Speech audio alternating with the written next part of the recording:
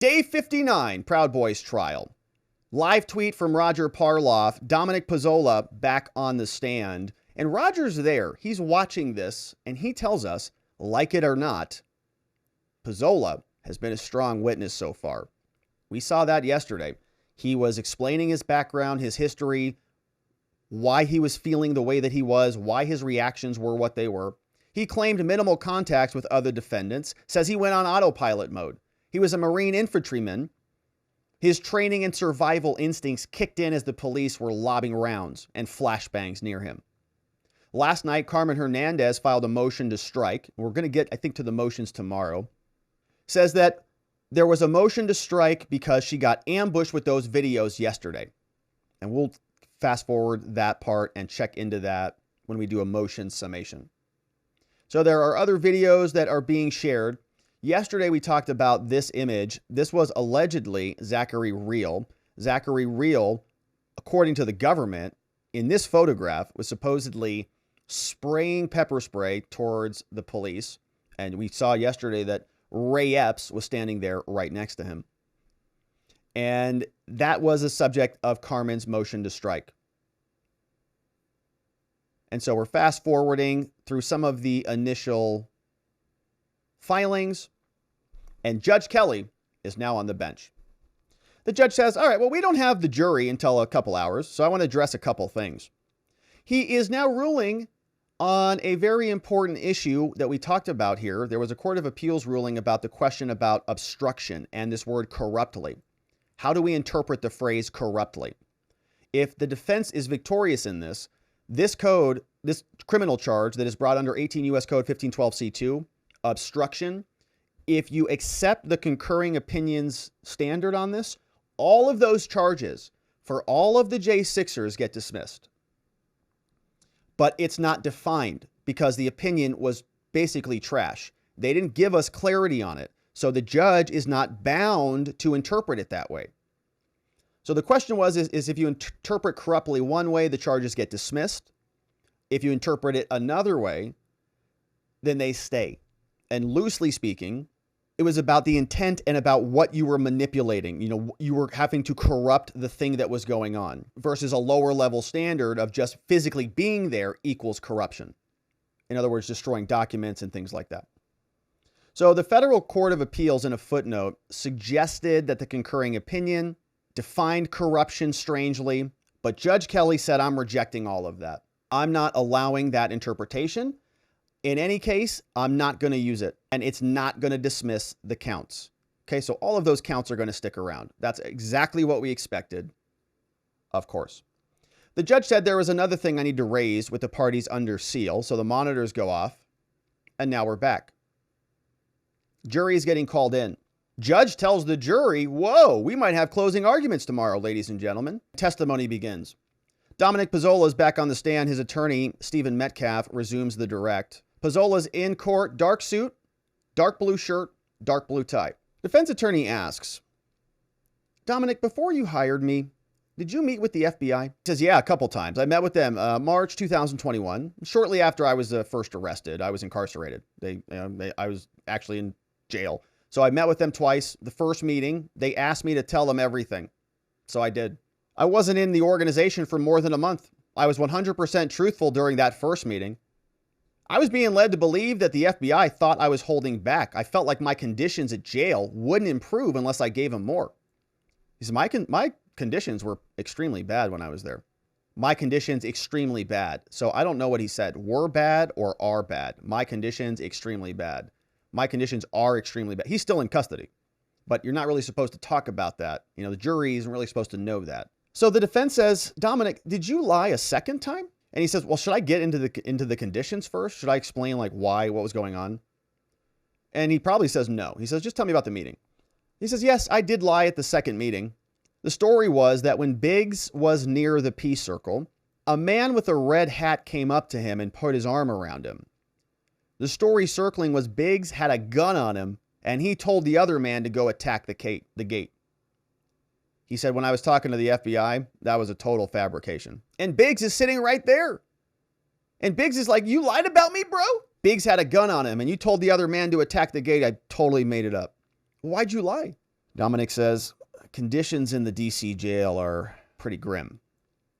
They call it the DC gulag. I was in solitary. I was confined in a cell for 23 hours a day. On top of that, my medical history, I was injured in my 30s. My spine was crushed. They put a titanium rod and screws in my back, and the doctor put me on Cymbalta. It makes you deal with the pain better, but on the second pain medication I'm on a second pain medication for erosion of my esophagus. And so when I got to DC jail, they completely cut me off of my medicine. Being completely cut off from a psych medication like that is catastrophic. I was having some serious withdrawals. I was dizzy. I was lethargic. I couldn't sleep. I could have a stroke. I also had acid reflux really bad. When I went into incarceration, I was in there with a bone spur in my foot, which needed surgery, and that was ignored too. So now I've got permanent damage in my foot, and I wasn't allowed to shave or have a haircut for over a year. Says COVID restrictions also prevented me from having my attorney come in. Objection, stricken. Defense says, did you feel pressured to lie to the FBI, Dominic? Objection, leading. He says, absolutely. I felt I was being stricken, manipulated, and coerced. So Dominic answers it anyways. Objection, sustained. He answers it anyways. Yeah, I was. I did feel pressure. Absolutely, he says. Absolutely, I was pressured. Objection, judge. Sustained. Strike that. At a third meeting, Dominic says, after I told them that story, told that over to the FBI, I was transferred to a place that was a lot better. See how that works? So these feds, man, they will treat you like crap until you crack. Then they start moving you to a better place. The judge strikes that. That's stricken. I don't like that sound. I don't like how that sounds. Wow, no, I can't believe they would do that. Strike that. Judge says, the question was what happened at the meeting, okay? Not about what the answer was. And the Pezzola says, I was just trying to explain. He's like, Your Honor, I was just trying to explain. I was trying to answer the question. Defense says, well, what happened at the new facility that led to the third meeting? Objection, relevance. They go up for a sidebar now. They come back. Defense says, what happened after the second meeting that led you to believe that led to a third meeting? Objection, sustained. They're really trying not to get into the conditions. The judge does not want the jurors to hear what a rotten hellhole they have been putting these people in. Defense says, what happened at the third meeting now? Tightening up the questions because he keeps getting objections. Pezzola says, the FBI asked if I was still interested in cooperating, and I said, absolutely not. And I retracted the lie. Any other reason you told the lie? Treatment and conditions. Said it was akin to being tortured. I had a conversation with one of the COs and I asked him, objection, non-responsive. They want the jurors to think that, it's like a club. They go golfing and frolicking around and play polo and stuff at these jails. Did the situation get better after you told a lie? Great question. Pezzola says, yeah, drastically. They moved me to a new facility, much better. I was able to see my family. I was able to get healthy food. I had no problem getting medication.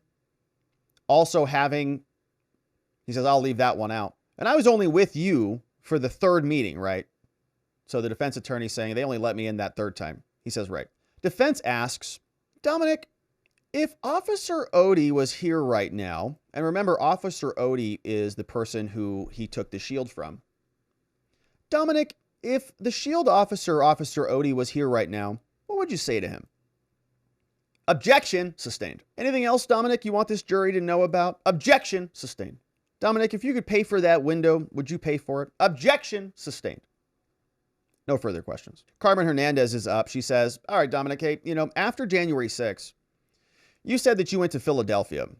Did you or did you not at any time meet with my client, Mr. Zachary Real? Dominic says, no, I never actually went into Philly. I had no idea who Mr. Real was. And you also mentioned having a radio in DC. Yeah. Did those connect to my client, Zachary Real? To my knowledge, the radio I had only connected to objection, sustained. Who else had access to the radio? Myself, Matthew Green, Aaron, Arthur. Did Real have access? Well, we were only on our channel. No further questions. Defense attorney for Biggs is up now. And Biggs is represented by Norm Pattis. Norm Pattis, of course, is representing Biggs. Biggs is the person who was lied about by Dominic. So he is now asking him about this. Oh, you lied about my client, huh? So what did you tell the FBI? I told them a story I heard. That Biggs had a gun at the Peace Circle, and when a person with the red hat came up to him, Ryan Samsel, who was whispered into his ear by Ray Epps again, Ryan Samsel, Biggs told him he had a gun and insulted his manhood and urged him to breach the barrier. And so who told you that false story? Was it a rioter? Yeah, it was Ryan Samsel himself. And he was in the next cell at the jail. Ryan Samsel, the guy with the red hat, was in the jail, told that to Dominic Pezzola. Dominic Pezzola told that lie to the feds in order to get better treatment because they had him in solitary 23 hours a day, withdrawing from his medication, on all sorts of pain, torturing the man until he gave them something useful, then they let him out. That's in America right now, in your Department of Justice, in the FBI, in Washington, D.C. Judge excuses us all for a break. Now, Judge Kelly is back on the bench. Pezzola is back on the stand.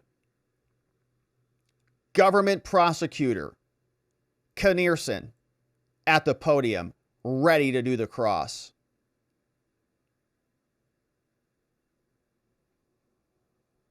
Dominic Pezzola is seated. Prosecutor says, Mr. Pezzola, how long were you in the Marines? 6 years. And you left when? 2004. And the Marines shaped your character? Yeah. Turned you into the man you are today? Partly. The Marine Corps teaches loyalty. Always faithful. So yeah. They teach about commitment. Yeah. And honor, right? Yeah. And how to be a leader, don't they? He says, yeah, how to lead and how to follow. In the military, the chain of command is important, right, Dominic? Yeah. And you work with fellow Marines to accomplish a goal. Yeah. And adapt to changing situations, right? Yes. And it's true, even if you couldn't get a hold of higher ups, you have to adapt, don't you? Yes. After you left the military, you were dedicated to accomplishing your goals. He says, my dedication was to my family and my business. And part of that was honoring your commitments. Yes. Do a job well done. Get done on time and be committed to finishing the job, right? Yes. Your time in the military had ended in 2004? Yes. And you never served in law enforcement, right? No. No, I joined the Marines thinking I might join law enforcement. But you were never PO'd in Rochester or anywhere else. No. You were never a police officer in Rochester or anywhere else. No. You worked as an electrician, right? Yeah. And then flooring, right? Yeah. And then anything else? A couple security jobs. But you've never seen overseas in military you were never sent overseas in the military to guard an embassy. No, I was severely injured before. And you were never stationed to guard a government building during a protest. He was actually, yeah, I was actually. After 9/11, there was an armed security patrol at my base. Prosecutor's like, pfft. Prosecutor says, in the Marines, you were counseled 9 times for missing drills. They got his Marine records. These guys. You missed drills in the military, didn't you? You little tardy insurrectionists. Yeah. And you're not trained on how law enforcement should use force, right? Well, I have some basic military police enforcement training. He said we'd have platoon level job training, tutorials, lectures, nothing too in-depth. And so from 1998 to 2004, says the prosecutor, you would sometimes get handouts, to know what to expect if a situation should arise. And he says, yeah. So handouts, but no actual experience. Dominic says, yeah. And you said you learned honor. But it's not honorable to accuse someone of something they didn't do, right? Talking about the lie about Biggs. and says, when you spoke to the FBI in February or March, you had counsel, right? Yeah. And you were held at Central Treatment Facility in D.C.? Yeah. And that's a separate building from D.C. jail. Well, it's connected somehow, he says. So you met with the FBI in March 2021? Yes. And you were moved to a new facility after that? Right. In February, you were moved? Yeah. So March 2021 to February 2022, before you were moved. But you believed you were moved because you were cooperating. He says, yes, yeah, the whole cooperation structure was based on that lie. Due to the evidence they received, they knew. It wasn't true, but they still wanted me to tell the lie.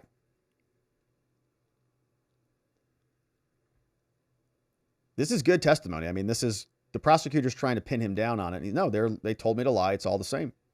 And you're under oath today, right? Yeah. You know the FBI uses info from interviews to decide whether a crime is committed? He says, yeah. I'm aware the FBI often lies to people to get what they want. That's all I'm aware of. Yeah. That's true.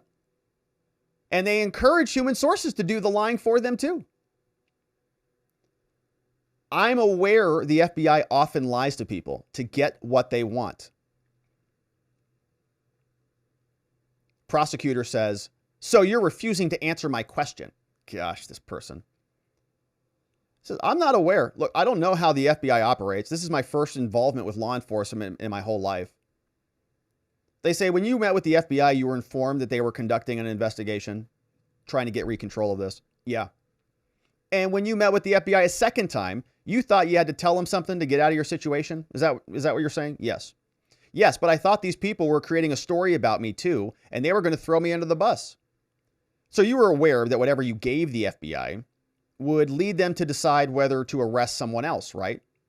He says, I don't know. I have no idea what they use their info for. But you said you saw a group, including Biggs, sitting here at the table, was harassing a black man wearing a BLM shirt. He said, I thought I said a white man wearing a BLM shirt. Well, you said you saw Samsel come up to defend that boy. You saw Samsel push Biggs. There was a scuffle, is what you said. Then Biggs lifted his shirt and showed a 9mm Beretta. I think this is the prosecutor reading probably from an interview. You said you ushered a kid with the BLM shirt out of the area. You said then Samsel came back. You said then Biggs accused him of being Antifa. You said then Biggs told Samsel that if he wasn't Antifa, that he should push him down the barriers. You said that, right? All of that's in the interview? Dominic says, yeah, I mean, the story's so old, I don't even remember. But none of what we just went over here was accurate, was it? And Dominic's like, what? What is this? He says, yeah, like I said, I was led to believe that my conditions were being controlled by the FBI. My conditions were being controlled by the FBI. A corrections officer told me that. So Dominic Pezzola is sitting there rotting in a DC jail. The FBI is doing their inquisition into the insurrection that they were highly involved in. And they are telling corrections officers, who are then telling Dominic Pezzola, that your conditions are being controlled by the FBI. He's saying, man, can I get some medicine? Can I get some food? Can I get to talk to my family? Can I get my lawyer in here? Can I just have humane treatment? This is cruel and unusual to lock somebody in custody for 24 hours a day, 23 hours a day, excuse me. He's got back pain. He's got all sorts of splints and he's broken, shattered, this, that, and the other thing. Can I get some help? Sorry, man. The FBI says this is your situation. I can't do anything for you. Maybe talk to him. Maybe tell him something and things will improve. And guess what? They did. So they don't like that this testimony is coming out. This is pretty damaging. I mean, if you're a juror and you're in DC, many of them are probably, we'll give them the benefit of the doubt at the current time, but they're DC jurors. We sort of can predict how this is going to go. But if you're sitting there, right, this is pretty compelling stuff. Corrections officer told me that I would only get a better position if I gave them something. The FBI was in control. So the prosecutor says, so no FBI agent told you your conditions were connected to what you said, right? So nobody from the FBI, the Bureau, told you that, right? Like our people didn't do it. He says, no. But the reason I said that is because I asked a corrections officer, Corporal Hayes. I said, hey, Corporal Hayes, can I get some help, man? He said, he's got a name here. Dominic Pezzola's got a name. He said conditions would improve when the FBI said so. Corporal Hayes is the same guy who beat up Ryan Samsel. Did you see Corporal Hayes beat Samsel? Had to be him. He was the only one there. You falsely incriminated someone else, though, right? I don't recollect. So you told the FBI Biggs committed a crime he didn't commit, right? Yeah. Oh, he says, oh, yeah, I did say that. So you're willing to put other people in jeopardy if it served your own objectives. Okay, so Dominic, he's trying to make Dominic out to be a liar. He's saying, hey, Dominic, you're lying. Corporal Hayes never told you anything about corrections improving your conditions. Our FBI agents are very good. They're very smart, okay? Their mothers like them very much. There's all sorts of pictures on their refrigerators at home. And so we would never do anything like that. And nobody ever said anything like that to you from the FBI, right? He says, no, Corporal Hayes did. A corrections officer. The same guy who beat up Ryan Samsel. And now the juror's like, what? People are getting beat up by Corporal Hayes? A corrections officer? But you didn't see Corporal Hayes beat up Samsel. It had to be him. So the prosecutor says, but you're kind of a liar. You just make up crimes. And he says, well, I mean, I did make up the one about Biggs.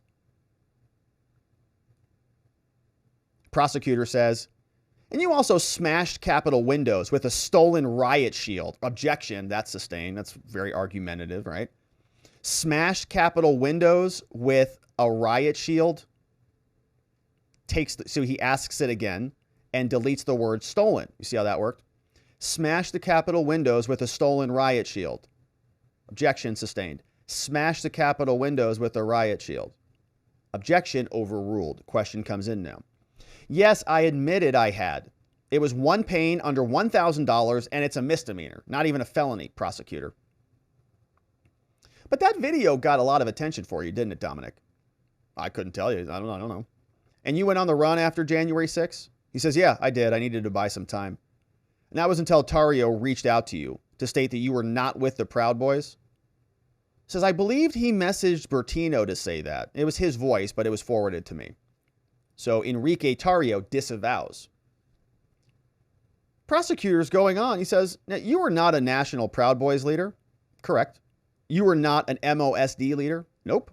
You were not in the MOSD Zoom call. Nope. You were not in the elders. Nope. You didn't meet any of your defendants here? Tell court? He says none of them, except kind of Tarrio. I can explain that. And so you were not privy to the leaders' discussions, right? Correct. I was in the chat. I was in the MOSD late on 1/2/21. And so until then, you were not privy to what was in those chats, right? Yes, correct. I was in the chat late 1/2/21 and didn't know anything that came in before that date. Now, this testimony here, I just have to pause. Is really good for the defense. I can't believe the prosecutor was asking all of this stuff. You were in a leader. No, not a leader here. Not on the Zoom call. Not in the elders. Not in any of these other things. And only met the defendants in court. And only kind of knew Tarrio, kind of. What kind of conspiracy is this? These people they don't even know each other. Weird testimony. So, for the prosecutor to be eliciting here. So I was in the chat late 1/2, and before then you didn't hear anything about it. Says, one of the first things you testified to, Dominic, was that you were testifying that there was no conspiracy. And he says, yeah, that's what I said between me and those guys. I didn't even know them. Now, you said you didn't know them, but why was your phone taken on January 9th? He says, yeah, one of the guys let me and I let it happen. And his testimony, if you remember, he was freaked out. So his buddies were helping. Give me your phone, take this, and they were like cleaning him up and getting him back on track. He was freaked. Prosecutor says, all right, I want to go back to 2020. You said before COVID you were not into politics, not too much. But once COVID hit, you became consumed by it. I became consumed by the policies destroying my business. COVID destroyed a lot of people's businesses and wrecked a lot of lives and caused a lot of people to be in a different mind frame and act out of character. It was destroying his business and many others. And by what was happening to innocent protesters. Prosecutor says, so you came down in November and you wanted to meet the Proud Boys, and right? He says, yeah, I met several. I got in contact with the Central Chapter. I did some vetting. I went to a protest in Hudson Valley. A couple other people went. Reaper went. William Pepe was there. Merckx went. Hooks was there. Went to a rally in Buffalo. Pezzola got in a fight there. There was another meetup. Prosecutor asks Dominic, when did you get your second degree? After December. And you testified that the degrees went by seniority?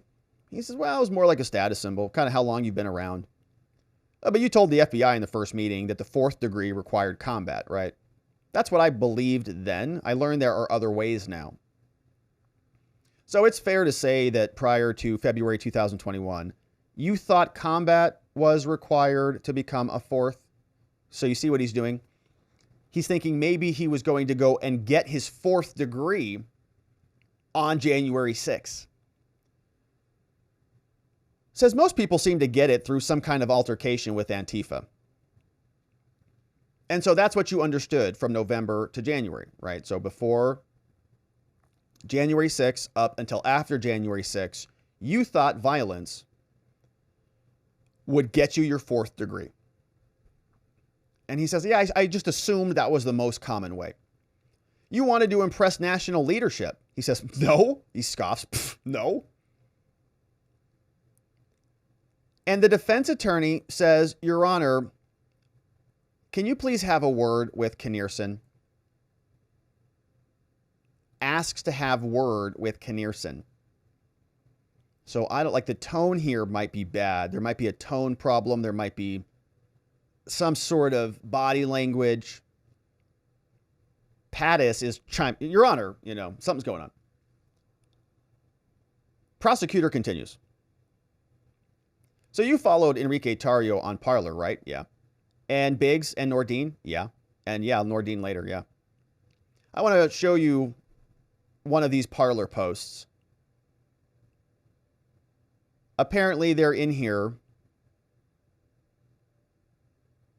Somebody said, I'll be picking up my first degree this weekend, and I couldn't be prouder to stand with you in D.C. Uhuru boss.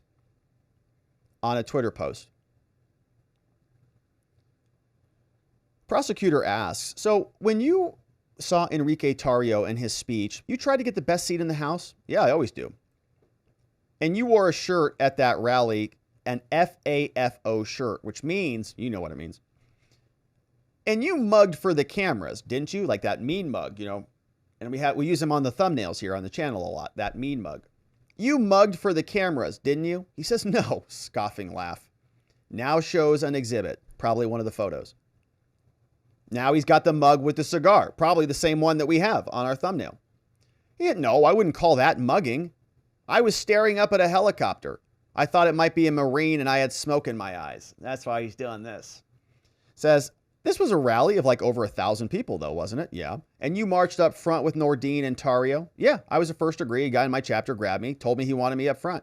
For this picture, right? Well, no, not specifically for the picture. But here's another photo of you and Tarrio. And you guys were taking other photos, weren't you, as well? Says, at a separate time, you marched with Tarrio and Real. He said, well, it fluctuates. We're all standing around. He said, I had no idea who Real was. You see another photograph. They're marching down. And another photograph. Says, and that's you up front with Tarrio and Real? He says, yeah, that's correct. So it's apparent to you in December who was in charge. Dominic says, well, I wouldn't say in charge. I mean, every chapter is autonomous. There's really no structure. Did you perceive Tarrio as one of the people in charge? He says, yeah, correct. And Nordine, was he in charge? I didn't know him at the time. How about Biggs? I had no idea who Biggs was. But you told the FBI Biggs was one of the people in charge. He says, I don't think I did. So you told the FBI that Nordine, was one of the people in charge. He says, no, you're misconstruing. In retrospect, gets cut off. You told the FBI that Bertino was the one in charge. He says, yeah. You were one of those at the line yelling at police to let the Proud Boys at Antifa. You were there yelling that? Yeah. And you were present when Bertino was stabbed? Yeah. And you sprang into action, didn't you? He says, well, gosh, you make it sound like a superhero-like thing. I saw commotion. I started running up to see what was going on. I always instinctively know what to do when there's a threat. And so he pulls up an exhibit. It's a video. We can't see it. Somebody's running. Bertino got stabbed. They go frame by frame. Says, you testified that you just put your weight on the guy, but you actually punched him, didn't you? He says, no. Prosecutor plays it frame by frame. Well, I don't remember punching him, but that's your hand coming up and punching the guy. He says, no, that's just a reaction from being pepper sprayed. That's the guy on the ground, though. That's the man who attempted to murder 4 people. Yeah, that's him. And what we saw before was you raising your fist and bringing it down here, correct? He says, no, not correct. You saw a reaction after I was pepper sprayed in the eyes. Prosecutor says, I don't believe that. Let's go back in the video. So they rewind it frame by frame. Okay, Dominic. So he's on the ground right now, right? He says, I think so. And you're kneeling on him? I believe so. It's kind of chaotic. I was pushing down. So you knew where he was, right? He was under you. Yeah. And he says, it's clearly obvious I was lifted up into a kneeling position and I wouldn't have been able to punch down on the guy. Punching down as you're coming up, it's like a hard thing to do. The video's playing. The guy on the ground becomes visible. Black guy with a beard, Rasta braids. Objection 403. Carmen Hernandez is saying this is really too much, Your Honor. There's no probative value of this. This is only showing the Proud Boys punching a black guy with a beard. And they've done this before. We saw they allowed another video, I think, of a black woman being punched. So they're trying to play these videos over and over and over again to make them sink in. Hernandez objects. I'm sure the judge keeps it in. Overruled, of course. The officer who came down was the punk-ass 5-0 who maced you. Is that what you said, Dom? Yeah. And so you weren't acting alone, were you? I was acting alone. There were a bunch of guys doing their own thing. I've seen multiple times when people feel it's their civic duty. The prosecutor is continuing. Cross-examination. Says there wasn't a plan laid out for what to do if Noblebeard was stabbed, right? Right. And so your reaction was to do what you did. Well, my reaction would always be to help out if someone just tried to kill 4 people. And the people around you decided to do the same thing. Sidebar. They move on. After this rally, you were excited about coming to Noblebeard's aid. You were excited about that. He said, well, I felt good about helping someone out. And so that's why you went down to North Carolina. Well, no, it was totally unrelated, but yeah. And you delivered that shield. Yes. And you and he reminisced about growing up in Rochester. Yes. And you told him what you'd done on 12/12. Yes, I did. And you also told Tario that you would be coming down to do that, right? Yeah. And that was around New Year's 2020? Yeah. And you'd been in the Proud Boys for a couple of months at that time? He said, about 2 weeks. Did you have your second degree then? I don't recall, maybe. After that meeting, he added you to the chat a couple days later. Is this a photo that Tario posted on 12/31? He says, yes, it was. It's called the Lords of War hashtag. Is this what he posted? Yeah, but he's referring to his podcast. Lords of War J6 J20. It's just his podcast, yeah. And the prosecutor asks him about it. So, Dominic, your hotel plans on January 6th fell through, and Enrique Tario responded to you. Yeah, I tried to help, and he gave me a suggestion. So you wanted to be a Proud Boy because the country was under attack by radical socialists, He says, yeah, after everything I witnessed in the summer of 2020, cities burning to the ground, billions of dollars of damage, dozens and dozens dead,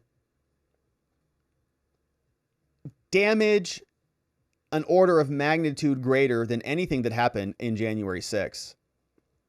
And Kamala Harris was posting tweets to bail people out who were responsible for that. Tweet is still up. Cities burning to the ground. I was tired of seeing innocent protesters being attacked. So, Dominic, you thought your flag was under attack by radical socialists? My flag is sacred to me. Your family was under attack by radical socialists. That's what you thought, right? Yeah. And your freedom is under attack, right? Yeah. And that's why you're part of the reason you joined the Proud Boys? He says, yeah, I just answered that. Everyone's freedom was under attack by radical socialists. Shout out to Dominic Pezzola in there. Yeah, dumb prosecutor. Everybody's freedom was under attack by radicalist socialists. True. And that's one of the reasons you joined the Proud Boys? Well, I don't know if that's one of the reasons.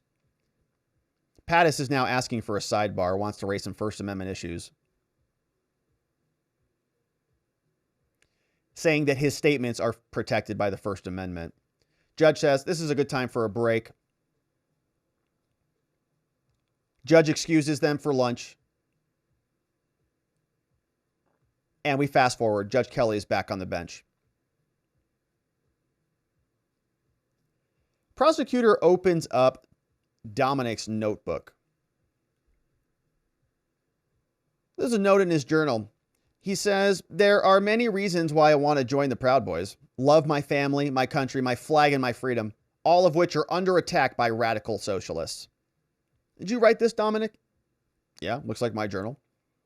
It says here, willing to fight to the last breath. And he says, yeah, I use the word fight in the same way that I'm fighting this corrupt trial. Oh my gosh.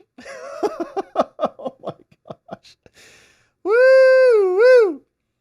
Outstanding. Dominic Pezzola, you're willing to fight to the last breath?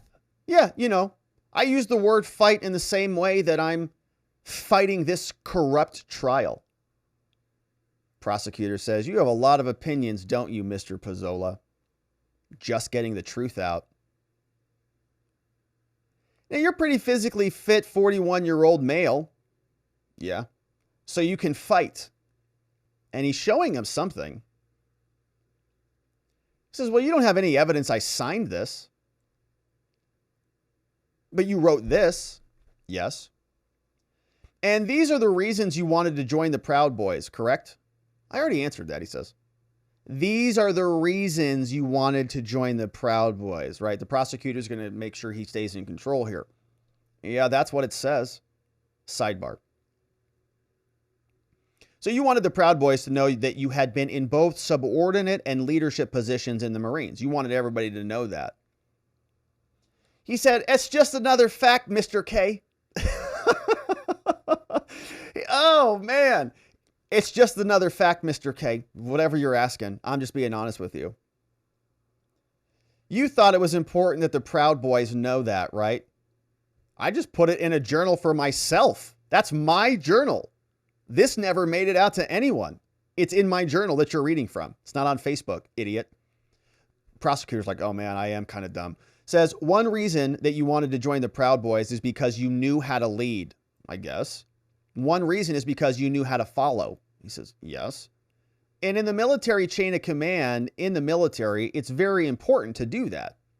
He says, in the military it is, and it's part of who I am. The Marines left you with an ability to keep composure under pressure, didn't they?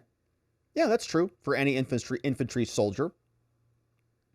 And one of the reasons you wanted to join the Proud Boys is because you thought a civil war was imminent.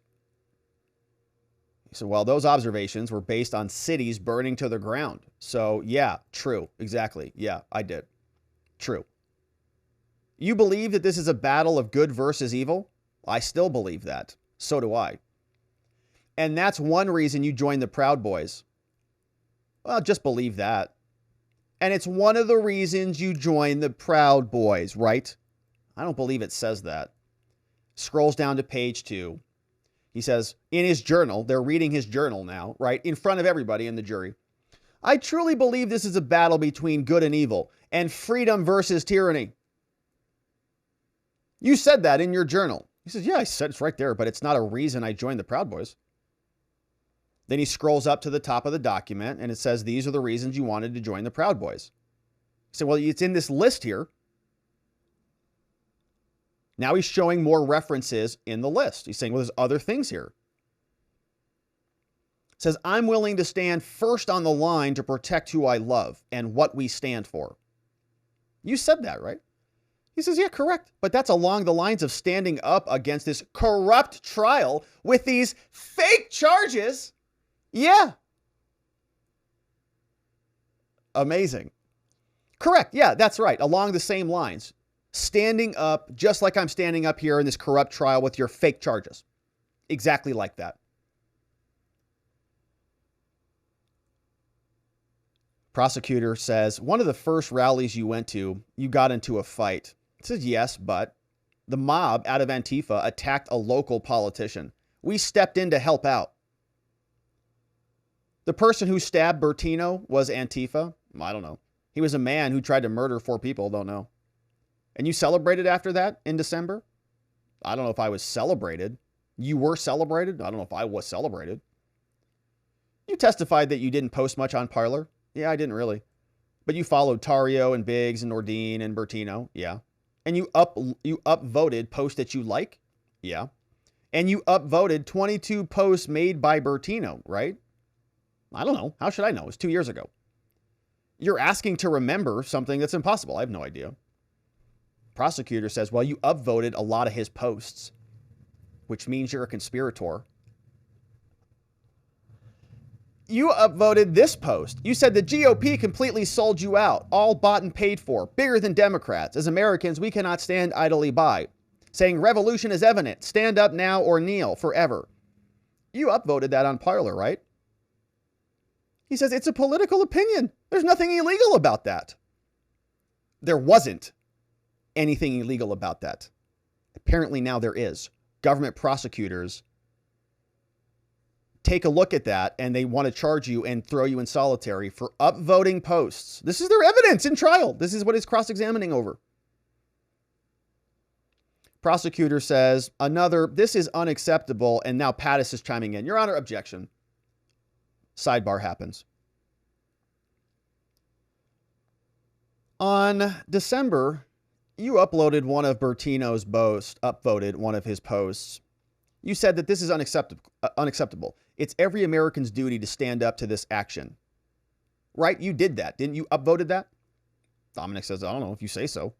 You also upvoted, next time things might be different. If every patriot had been armed, it may have turned out forever. You upvoted that too. He says it's a political opinion, weirdo. There's nothing illegal about it. He reads another one. This is a government prosecutor. They're just, we saw what the FBI was doing with the Twitter files, and you can imagine they're doing that with all of the other platforms. They are sitting around screenshotting people's illegal tweets and upvotes. He didn't even say it, okay? He didn't even type these messages. Or maybe it is an upload. I don't know. Is this an upload or an upvote?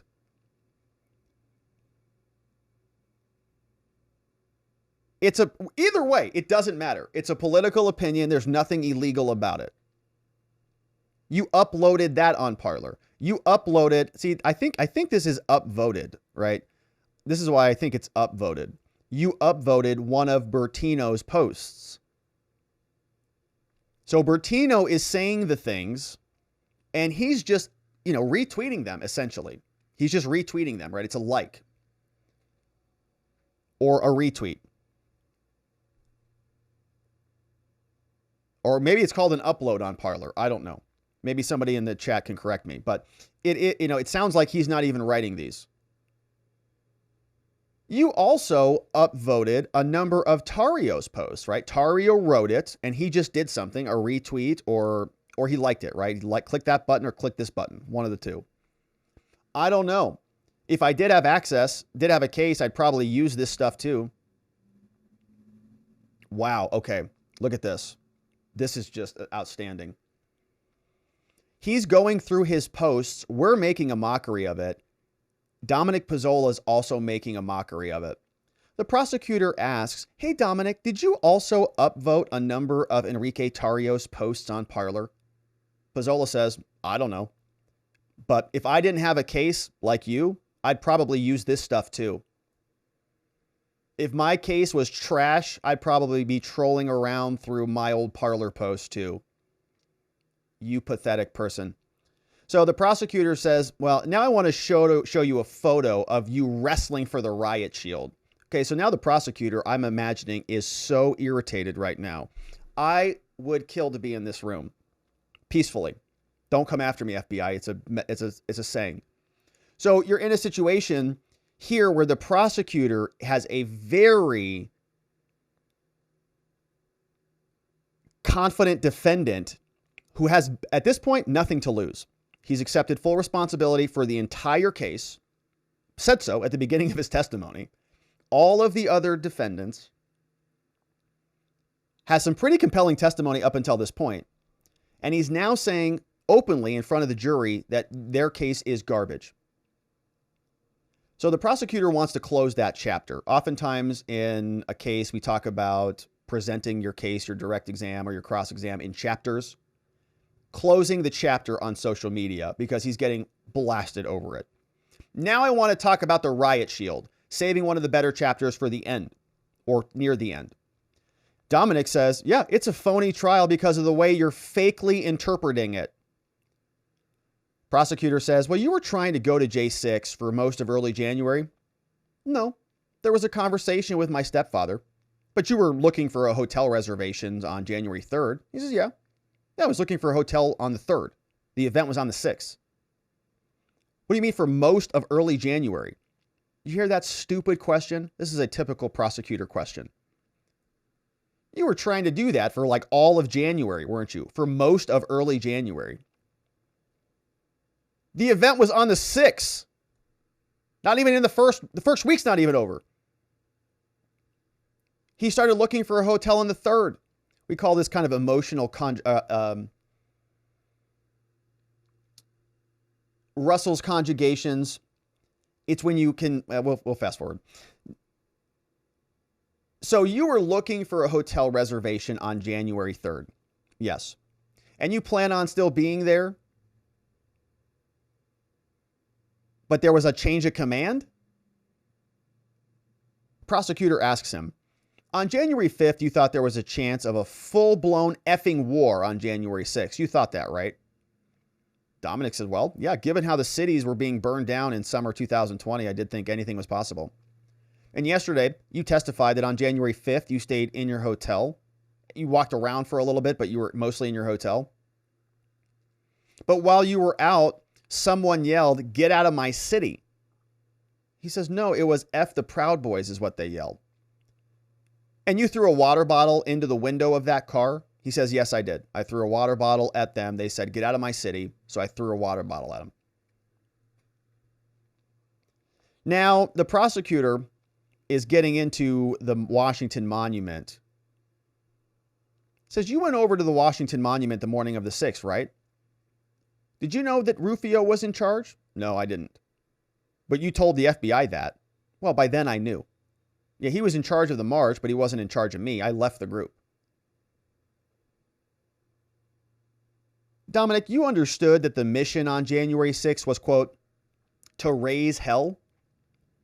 He said, well, I always understood our role was to be loud and obnoxious and to take the focus on the protesters getting beat up by cowards on the left. And so you get to a peace circle around 1250, 1251. And there's a photo here around the food trucks. You made it over there? I don't recall how close we got, but it's pretty visible. Yeah, it's you and Green and Lachaume, and you're also there with Ronnie and maybe Mr. Green's friend. He says, well, it's just the four of us. Prosecutor throws up an exhibit. You said that's when you heard a commotion. Dominic says, well, 2 years of solitary does damage to your memory. Not real sure. I thought you said you got transferred. He said, well, 28 months of incarceration, let me say that, has an effect. So the video is playing of the Peace Circle breach. Dominic says, yeah, this is around the point when we heard the commotion piquing our interest. Rioters are flooding over the barricades. Prosecutor, pause right there. Dominic, is this Pepe? He says, yeah. And is this another New York Proud Boy? He says, I don't know, it's hard to see. Well, that's you right now in the screen, isn't it? Yes, this accurately depicts what I testified to. And the person behind you is called Hooks? Dom says, I just came to find that out. And so approximately 40 seconds after the breach, you're already rushing over the barricades. He says, well, we're really just nitpicking at this point. We're really just kind of splitting hairs. I think I heard the commotion earlier. I just said I heard a ruckus. Maybe it was when Samsel started walking towards the barricade. And you testified that you wanted to find Mr. Pepe? Yeah. And that's why you're rushing past the barricades? Yeah. And Hooks was not with you at the food truck? No. Prosecutor says, wow, well, how fortuitous that you rush across the barricades with Hooks grabbing onto you. So I don't understand how that was fortuitous. Well, you met up with the Proud Boys before the first breach, correct? No. And you went through the barricade with Proud Boys? Absolutely not correct. Well, you told the FBI all of that in your first debriefing in January 2021. No, I don't remember that, and I don't believe that's correct. Well, we'll come back to that, he says. So you walked up that walkway with the purpose of finding Mr. Pepe, right? Yeah. And that's you coming up the walkway? Yeah. And that's Pepe? Yeah. And that's Merckx? Yeah. Is that a New York Proud Boy? Yeah. And that's Pepe pulling aside the barricades? Yeah. And that's you up front right now? Yeah. But you're not with Pepe. Well, I tried to get his attention, but he was a little bit of a frenzy on his own. Another video, metal fence. That was Pepe who just said that in camera, right? Yeah. And you have no firsthand knowledge that Ray Epps is a government informant, do you? Ray Epps enters the game again everywhere we go. Prosecutor says, you have no firsthand knowledge that Ray Epps is a government informant, do you? Well, he was telling me to go into the Capitol, and since that day, it's been wildly rumored that he's an informant. I've seen no evidence he isn't. We haven't been able to subpoena him. They want him here. We haven't been able to subpoena him. All of this is coming out in front of a jury. Hopefully the jury is listening to this and they're setting aside their preconceived notions and recognizing what a catastrophe of a case this is for the government. Yeah, Ray Epps was on the FBI's most wanted list of J6 insurrectioners. They released a tweet, which is still posted. He's in there, and then they deleted it. He's there the night before saying going into the Capitol. He went into the Capitol. You can read his deposition. It's in there. He admits it. And no arrest. So the FBI thought he was violent. He actually went into the Capitol. He's also got a history as an oath keeper. He's dodging service so that he doesn't have to get subpoenaed. But the government says he's just this random stranger that nobody can account for. We haven't even been able to subpoena him.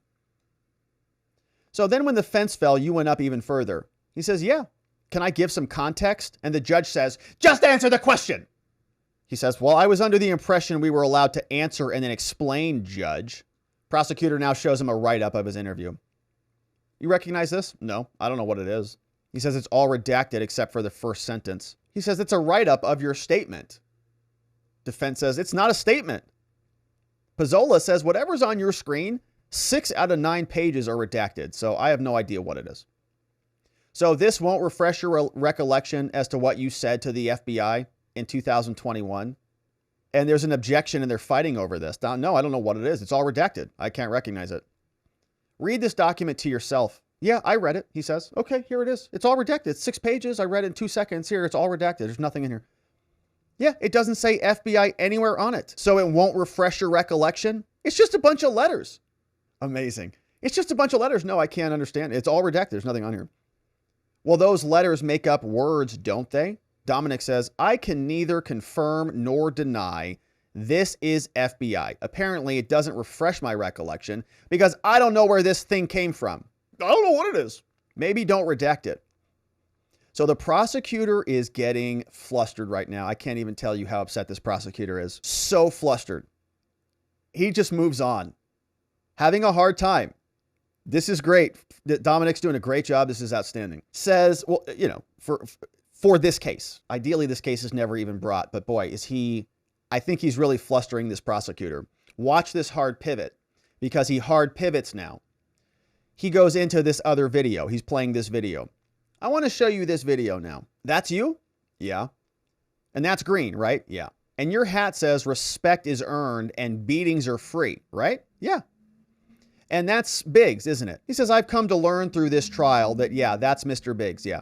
I didn't know him at the time, but now I know that's Biggs. We weren't insurrecting together as part of a conspiracy, but now I know you're charging us like that here today. So when the crowd surged forward, you did too?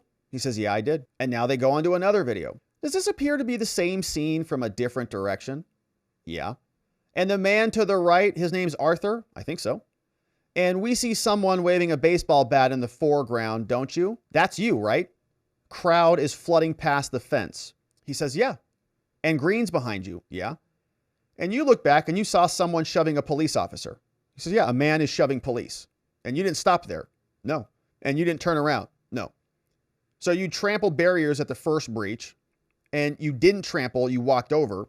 Yeah. And you did the same thing at the metal fence. Yeah. And you all badly outnumbered police, right? I'd say so. Yeah, most cops seemed like they were just walking in line with us. And so you and fellow rioters were acting as an invading force at that point? Good call. Hernandez objects. Objection 403. Judge overrules it.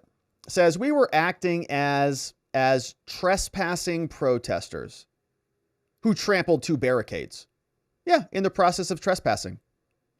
Exactly right. Exactly right. You said yesterday you viewed police as your enemies. No, I was using terminology taught by the U.S. government when they teach soldiers to defend this country. Oh, boy.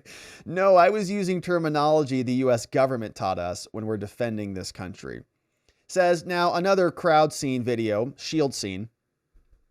Says, Dominic, you testified you were telling police that their bullets could kill somebody. You told cops that, hey, you're going to kill somebody. Yesterday, the testimony was the cops were up on the upper terrace of the Capitol building. And another witness in this trial also testified that he reviewed the body camera footage and he could hear the cops calling people out. Black hat, gray beard, purple here, whatever it was. And people were going, click. And when it would hit, boom, they would say it audibly. Boom, click, boom. Gray hat, boom, got him. Next. Next. Proud Boy, get him. Click, boom, got him. Next. Who's next? Up there on the scene, up on the crowd from the congressional building. And somebody got shot in the cheekbone, blew a hole in his face, blood's all over the place. You testified that you were telling the police that their bullets could kill someone. Dominic grabs his shield, bullets are flying all over the place. There was another scene, somebody behind him got hit. Bullets may have been hitting the shield. Says, yeah, I did. And you didn't bother to pull down your mask so they could hear you? You didn't bother to pull down your mask so they could hear you? What a stupid question. He should have said, no, I didn't want to catch COVID. Weirdo. Anyways, no, I didn't pull my mask down.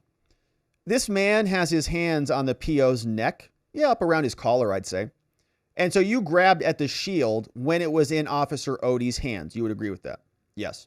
So the shield is in Odie's hands. It winds up in a guy with a W jacket hands, and then you took it from his hands, right? Yeah. You were trying to take it from Odie? Well, I was trying to protect myself. By taking his shield? Yes, correct. So you were trying to take his shield from his possession. Yes, I was trying to take it from his possession so I could keep from being killed. Yes. And that's your hand to the left side of the screen, Dom? He says, yeah, that's right. And that's your hand grabbing for Odie's shield? It is. Frame by frame, that's your hand on his shield? You were about to start pulling on it, right? He says, yeah, the intention was to cover my head from bullets flying in.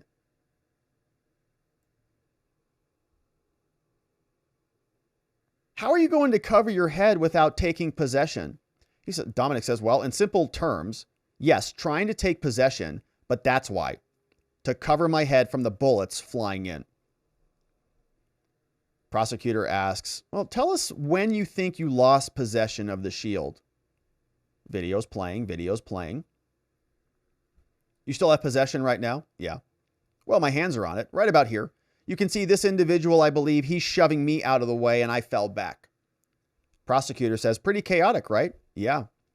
Spray was coming in multiple directions. He says, yeah, it was. And you didn't have time in real time to observe a man in a W jacket, right? Yeah, correct. So what you've testified to yesterday about a man in a W jacket, that's based on a review of video? Yeah, it is. New video is playing. Prosecutor says, and that's you right there, right? He says, yes. And that's you again right here? Yes. And here at 42 seconds, that's you pulling on a shield. Yeah. And you were still pulling on it at that point. Yes, I was. Now they play another video. Dominic says, okay, this is where a man in a W jacket is reaching down. And the prosecutor says, this man in a bike helmet is spraying in the direction of the police? And he says, yeah, he is. He says, you said that a crowd was unarmed, right? He says, yeah, generally unarmed. And I don't think bear spray is dangerous. You said, you don't think bear spray is dangerous? He says, I didn't say it wasn't dangerous. You said the crowd was unsuspecting. He says, I'm not sure. Crowd was unsuspecting. And here we see a scene where Dominic is on the ground. And yeah, there's Dominic, right? I believe that's Dominic, and that's the shield. And so we see kind of what's happening here. A man in a jacket is standing up straight at this point. This man is over here trying to help me up. So the shield is the first thing I grabbed. Okay, so Dominic is here. The man's trying to help him up. Shield is grabbed here. Another image in the same series. Now you're closer to the ground than in the last, right? So now he's closer to the ground than in this one. And this guy's trying to help him up. Okay, and we see the shield here as well. So you're now on your side and you're completely on the ground. He says, yeah, a man must have dropped me. But you've got possession here now. Now I've got full possession here. Okay, so now this guy dropped him. This guy's helping him up. He's got one hand here, one hand here. In this one hand here, one hand here. It's total madness in the scene. Eventually he gets dropped, and now he's on his left elbow, using the shield, like he testified to yesterday, to lift himself up. Prosecutor says, once you got the shield, you worked your way back into the crowd? Yeah. You didn't give it back at that point? No. You didn't cover your head? Actually, I did. I remember a couple of bullets hitting it right where my head would have been. Right after you got up? No, not at that point. Well, when? When did the bullets come? I don't know. I can't be certain, man. This was 2 years ago. In the same area? In the same general area? He said it's like a fog of war type of thing. The situation that fast-paced, my adrenaline was pumping. I just have a vague recollection. And so the judge says, all right, this is a good spot for a break. We're just going to fast forward. And jury has 10 minutes. Everybody go relieve yourselves. Get a fresh cup of water. Don't talk about the case. We'll see you back here in 10 minutes. And we fast forward right ahead. Judge Kelly's back on the bench. Something happened here. Don't know what it was. Over the break, must have been a little bit of an exchange. But Judge Kelly is back on the bench. And the defense attorney says, Your Honor, I did not in any way, shape, or form did I mean to threaten the court. I said it took every fiber of my being to keep myself from walking out from the way the government was using this person's diary, but I meant no offense. Okay, so they were rummaging through his diary because this government is disgusting. They don't have any actual evidence, so they have to go get his journal, right? Your private stuff. That's how gross these people are. Just so you know. If this was an insurrection cut and dry, they wouldn't need to go through his journal. But it's not. So they went through his journal because they're just totally spineless. But anyways, so the defense attorney is upset about this, says, I can't believe this is happening here in America and you're allowing this to go on. But it did. He said, judge says, I didn't take it as a threat, but I do think that all of us should take it down a notch. Yeah. Who? The defense? Because they're upset with your rulings?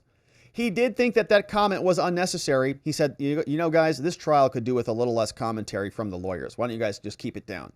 Stop complaining about my terrible rulings. So now bring in the jury. Jury comes back in. Prosecutor continues. Cross-examination of Dominic Pezzola. They now show another video.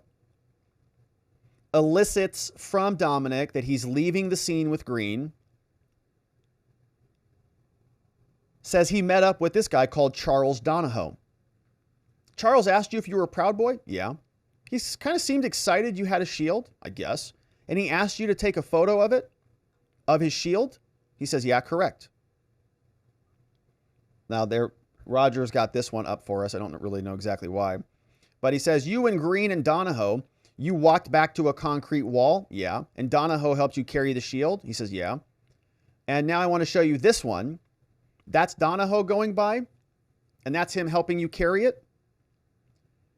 He says, someone said you just stole a riot shield, and you say, yeah, right? And we can see right here at the start of this. Let's make sure this is okay. So right here, you'll see them walk through. That's one guy, and that's Dominic, and they got both their hands on the shield there, right? So that's what they're talking about. And he says, yeah, I was just trying to get him out of my hair. Prosecutor now shows him this one, puts this one up in front of the jury. Oh, there you are with your shield, huh? Very interesting. Says, Mr. Pezzola, have you ever yourself used flashbangs? Yeah. Was the last time when you were in the military? That's been forever.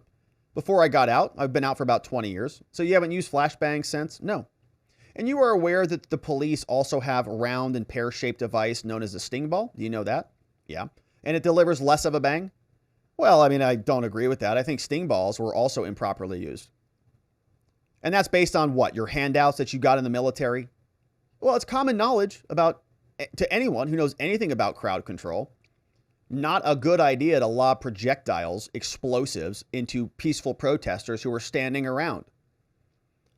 But he says, but you don't have any specific training about sting balls. So, like, if we want to lob sting balls, we can, right? He says, yeah, sting balls carry lesser, but a similar explosive power. Prosecutor puts up another exhibit. Says, you just testified, you know that what's in a sting ball from not being trained in the military. And the defense says, Judge, we have a sting ball dispute right now. Are you serious? Overruled. We can get into it. Dominic says, I know, I've read about it. So your testimony about flashbangs yesterday was then incorrect. So he's beating him up on this flashbangs thing. We didn't throw flashbangs. We threw sting balls. It's so minor and petty. But I'm old school, and that's all we had back then. Prosecutor says, okay, so you've never worked with the Metro Police and you don't know their protocols. No, but I do know police brutality when I see it. And so the standard that you were applying was what? The Dominic Pezzola standard? You don't need to be trained to know that an explosive can kill you. No, or to know that people's faces have been shot off in the crowd and there's blood all over the place. You don't really need to be trained for that. And the cops were shooting people, and there were, with non-lethal force, right? Non-lethal things, but they were sitting up there and shooting them. So you don't need to be trained to know that an explosive can kill you. According to a prosecutor, you do. Maybe they do. You don't have to, no, so the prosecutor says, you don't have any training to know if these were being used properly, but you're testifying about it anyways? And he's looking at him like, what? Did you offer your shield to any of these women that you wanted to protect? I don't think they would have accepted it, he said. You ended up near scaffolding? They show a video of it. And you have a shield above your head chanting USA, right? Yeah. And Lachaume's to your left? Yeah. And you're saying, F you, right? He says, well, that was right after the flashbangs had been thrown. Yeah, I was pretty upset. I was afraid for my life. So that's why you were holding the shield up and chanting? Well, I didn't know what would happen next, he said. Another image is on the screen. Is this the back of your head? Yeah. And is this Pepe? Yeah. That's Lachaume? Yeah. Hooks? Yeah. New York? Yeah. This one? I'm not sure about that one. How about this one? I believe so. And you met up in the area with them, right? He says, yeah, we went into a bound area. And this is an image of just people standing around, right? Nobody's riding or anything yet until they start lobbing stuff off. So now they play the breach under the 3 scaffolding. He said, I was being pushed. I wasn't resisting. But you didn't offer the shield back, did you? He says, no, I didn't offer the shield back. Now we're at the top of the scaffolding. And again, he didn't give the shield back. Says, is that your voice saying, we ain't effing stopping? Says, better decide which side you're on, MFers. You think Antifa's bad, just you wait. He said, are you saying all of those things in this video? He says, yes, sir. He says, you said, why don't you shut up, okay? I took this from an effing cop, STFU, is what he says. Right? He says, yes, I said those things. Now I want to show you a video of a breaking of the windows. Pezzola is saying the pane on the left was already broken. Yeah, okay, it was broken. I didn't do it. Somebody else broke that. Did you strike the right pane with the shield? Says, yeah, I struck a completely destroyed pane of glass with a shield. I wouldn't consider it a pane anymore, but I did strike it. So you're saying you did no damage? Pezzola says, well, you're just twisting my words, Mr. K. That's all. Your goal of busting the window was to have someone listen to you? Is that why you did it? He says, correct. Yeah, express our First Amendment rights, but trespassing. We didn't have the right to have our voices heard. And this was a way to get the government to listen to you? He says, yeah, at this moment, yeah, it was. You previously said that you wanted to join the Proud Boys to fight to your last breath, to fight and prevent radical socialists from running the country, right? Yeah. Now there's CCTV video footage. Pezzola's leaving at 2:36. Pezzola returns the shield. You see the line of the police near the window? Yeah. And up until this point, you haven't offered the shield yet, right? He says, I was just making my way out. It was a last-minute decision to give it back to him. You see this police officer? Yeah. He reached out towards you? Yeah. And now you give it back to him, right? Once he grabbed onto it. Yeah, something like that. I just said, here you go. You can have it. Now you turn back towards the police and you blow smoke towards the police, right? No, I just blew it into the air. I think I turned around because I was having words with him about shooting people in the face. You were having sharp words with him? Yeah, I was still upset after what I'd seen. And once you left the building, you met up with Arthur? Yeah. Hooks was there with you? I can't be for sure about that. At the hotel, you saw Green? Yeah. And Ronnie? Yeah. Everyone was celebrating? Yeah. Bragging, right? Yeah, they were. Ronnie said he bear sprayed a cop. I don't remember. The atmosphere was generally happy. He says, yeah, it was like celebrating a football game. Do you remember Bertino saying that you should have gone further? I may have. I don't remember all these tiny facts. You get a message with Tario's voice instructing you to say that you're not with the Proud Boys. You got that message, right? Yeah.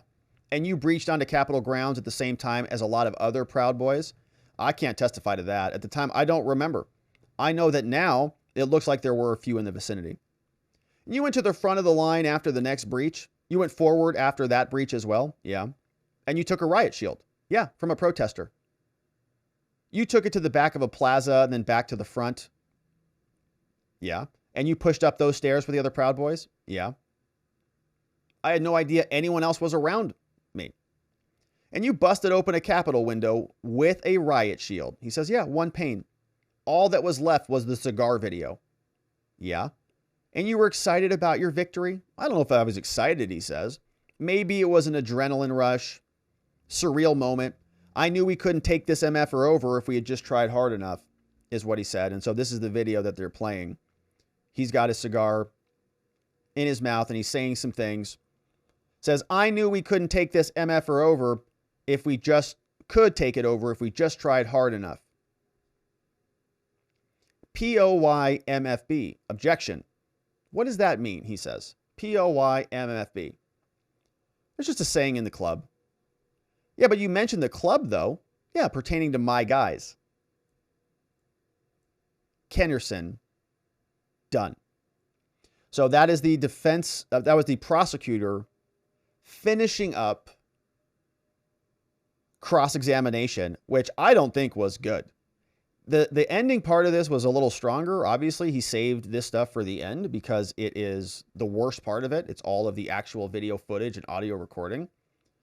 But up until that part, it was pretty much dead. And Dominic Pezzola did a great job explaining everything and explaining what a sham this trial is. Now, how the DC jurors receive that is going to be another question. We'll see. But this continues. So Metcalf comes back out and does a redirect. And remember, the redirect is to rehabilitate. So he says, Dom, you know, the prosecutor was just up here. He's referring to your video as a victory speech. At the time, it felt awesome, right? But when you watch the video now, how do you feel? He says, idiotic. Anything else come to mind? They play it again. How do you feel looking at that video? He says. Says, I feel like I'm looking at a homeless man going into the Capitol looking for food. A homeless man going into the Capitol looking for food. Is this a conspiracy to overthrow the U.S. government? No. It didn't mean we, the Proud Boys. It meant we, the protesters. Not overthrowing the country. Your actions after the breach, were they spontaneous? He says, yeah, the most spontaneous thing I've ever done in my life. My reactions were like on autopilot. Was any single of those steps that the prosecutor mentioned ever planned?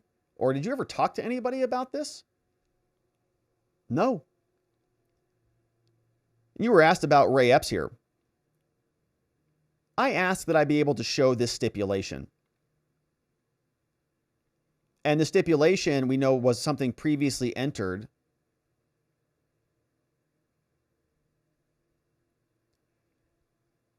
And we don't know what that was. But Dom says, I'm going to go to the picture from Matt Green's phone. What was the time step again? He says 12:50:41. Puts it up on the screen. What's happening here?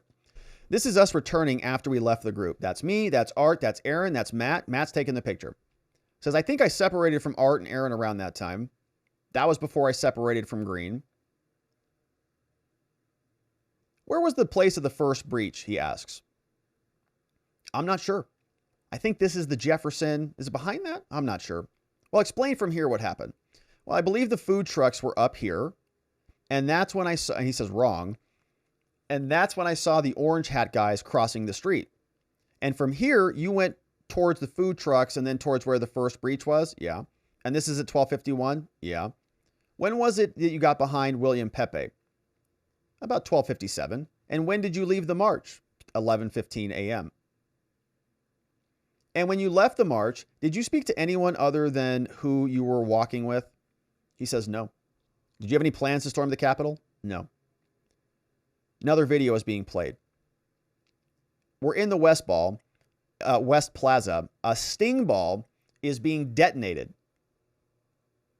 Does this video accurately reflect what you saw, Dominic? He says, yeah, it does. The situation turned from tense to extremely dangerous. You saw approximately 12 of these? He says, yeah, it was terrifying. I went from a protest to a war zone in seconds. Real panic in there. There was going to be tremendous loss of life if something didn't change. Saying, I am fearful that I might not even make it home after that rally. So they play a video now. Blood's all over the ground.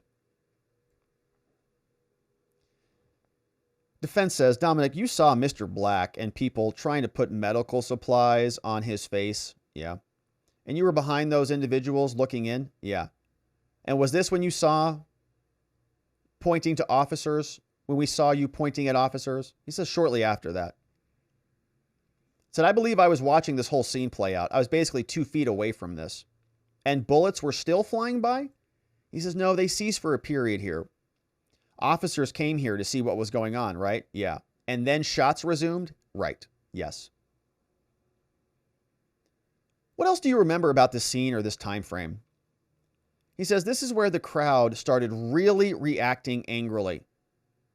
They tried to take Mr. Black here. The crowd figured the cops out of line, and it just escalated again. And what were you doing? That's when the barrage started again. Did you intend to keep the shield? No. Did you intend to take it home with you? No. Did you want to sell the shield on eBay? No. Were some of the times when you didn't give the shield back, were you still in fear? He said the whole day escalated. It didn't seem safe to return the one thing that was protecting me. How long did you have the shield for? Maybe an hour, maybe less. And 23 of those minutes you were inside the Capitol? Yes. 23 minutes inside the Capitol. Did you yell inside the Capitol? No, I was awestruck. The magnificence of it. Never been there before. It's like a palace. It is. Did you know where you were going? No. Did you follow a crowd? At one point, we did hear a police officer say we could stay as long as we were peaceful. Describe your behavior while you were up there in the Capitol. He says completely peaceful. What was your state of mind at the time? He said, well, reality was starting to settle in. It was time to go. After we were told we could stay if we were peaceful, we figured we were violating some type of law, but we never imagined it would be as serious as it turned out to be. No, well, they didn't recognize that they were going to be made to be political enemies and scapegoats. Why did you join the Marines? I wanted to serve my country. And I want to ask you about your notebook. Where did the government find this? My wife's closet, maybe? I think. Probably going through her underwear, too. I was trying to get my thoughts out. I was very concerned with riots and looting and burning of the cities. I saw these guys were standing up for people being attacked, and I wanted to get my thoughts out. Read it out loud for us. He said, well, many reasons I want to become a Proud Boy. And he opens up his journal. I'm the first generation American. I'm seeing lockdowns and a tyrannical government. When you joined the Marines, did you ever think you'd be in federal court and this would be used against you as evidence in America? Objection sustained. You say, and I agree, I'm just like so gross. So gross that they don't care. They don't care. They have no limits. They'll just do anything to win. No decency. And not all of them. A couple of them are good. You say here you took an oath to defend and support the Constitution. Is that a crime? No. Yet this is being used against you as evidence in federal court. Judge says, let's go to the phones. They come back. Dominic, keep reading. He says, I took an oath. He's reading from his journal, saying, I took an oath to defend the Constitution from all enemies and it doesn't expire. I've been in subordinate and leadership positions in the Marines. My schedule is flexible. I know how to keep composure under pressure. So it's like he's making kind of a, pros and cons list. Like, do I have the skill set for this? Should I be doing the organizing his thoughts, which is normal until the government makes you a political enemy of the state. You thought other Proud Boys shared same political views as you? Yeah, I did. It was around the time that conservatives started being censored off most social media. What else made you want to join the Proud Boys? He says camaraderie. There's a sentence in here about fighting. What was that? I'm willing to fight till my last breath to make sure my children don't inherit a communist country. Did you think you'd be coming to D.C. to fight? No, I meant it like the way I fought for custody for my daughter for years. Do you consider this free speech? I do. And when you joined the Proud Boys, did you intend to be physically violent with anybody? Was that your goal? No. Keep reading. In a civilian world, Dom says, I've been in construction industry most of my life. I know what it means to have to work with a team to accomplish a mission. In the Marine Corps, I was a super grunt, they called us. I was awarded sharpshooter badges. I was also taught martial arts. I've been a boxer since childhood. Dom, did you punch that guy on the ground in December? No, I didn't. He was lying on his face. There was blood on the ground. It was totally impossible for me to have caused that injury. And the prosecutor said you missed 9 drills in the Marines? My first child's mother turned into a hopeless drug addict after our child was born. She'd disappear for long periods, leave me as a single parent, so I had to leave to tend to my daughter. She's the most important thing in the world. And going back to this letter that you wrote, did you send it to anybody? No. Anybody read this before it was taken from your house? No, not even my wife. What's your thought process on this letter being used against you? Objection sustained. Read the next part. He says, my employees are highly skilled, would like to keep working and save enough to quietly and comfortably retire with my wife and daughters. He says, yeah, I'm no longer able to do that. I'm completely destitute now. Would the Marines have helped you reach that goal? Objection sustained. He keeps reading. That's why I believe 1,000% upon our patriots to stand up and take back our God-given liberties. Those on the other side, they want to kill us and our way of life. Did what you wrote, Dominic, did you plan on that leading to January 6th? No. Did you have any plan to do any conspiracy on January 6th with anybody ever at any time? Dominic says no. Thank you for your service, Dom. From Stephen Metcalf and from us here, thank you for your service, Dom, and your excellent testimony. He is now done calling to the prosecutor's face this entire thing a sham, because it is. So the judge says, all right, well, that was a wild exam. All right, where are we at? Defense, does Mr. Nordine rest? Defense attorney Smith says, yes. Biggs, do you rest? Yes. Mr. Real, Hernandez, yes. Mr. Tario, yes. And Pezzola, yes. The defense rests. The judge is dismissing the jurors for the day, and the attorneys stay. Pezzola steps down from the stand. They're going to work out a stipulation that might obviate the need for any rebuttal case.